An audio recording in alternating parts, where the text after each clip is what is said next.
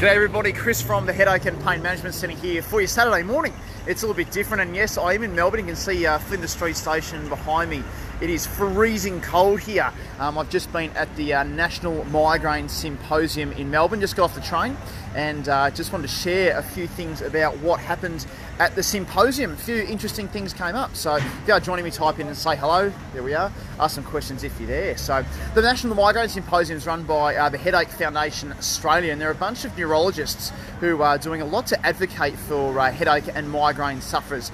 Particularly migraine was the subject of this particular symposium, talking about the fact that migraine isn't just a headache, and what they mean by that is that migraines, obviously, with the more symptoms that they have, the nausea, the vomiting, and all the other things that come with it, there's a real stigma around how migraine operates. And there's a lot of stigma with family, with friends, thinking that you're just bunging it on, thinking that it's just something that's made up, when we know, obviously, that it's not.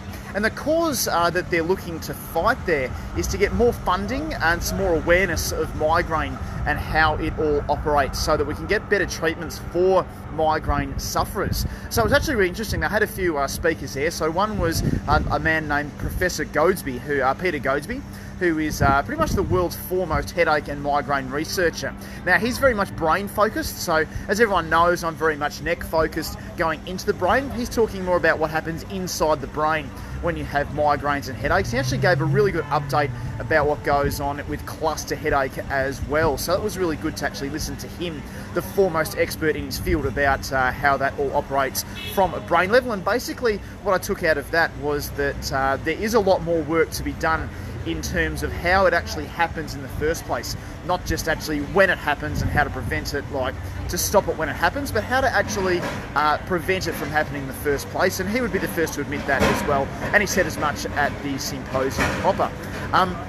The second thing as well that we actually learned about was actually a dentist there that was giving a lot of really good information. There's just a tram coming behind us. You can probably see it. There it is.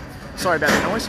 So there was a dentist who was talking about basically the relationship between jaw position and sleep, which is really interesting, and talking about how the jaw operates with respect to the airways, and also clenching of the teeth in regards to migraines. That was really interesting, and I'm in touch with him next week to talk more about what we can actually do for our patients in Brisbane to help that out, given he is a one-of-a-kind man in Melbourne. So it was a really good experience, really good to learn about those few things, those extra things. And there is actually something very exciting coming to Brisbane next year as a result of a conversation that we had, myself and the head of the symposium, about what may happen in Brisbane next year. So there'll be more details about that as it comes around, but something very exciting for migraine sufferers to get that advocacy there and get treatment, which is much more important for you guys. So it gave me it was a real eye-opener, talking about the way that drug companies go about developing drugs and formulas for it, the money that goes into it,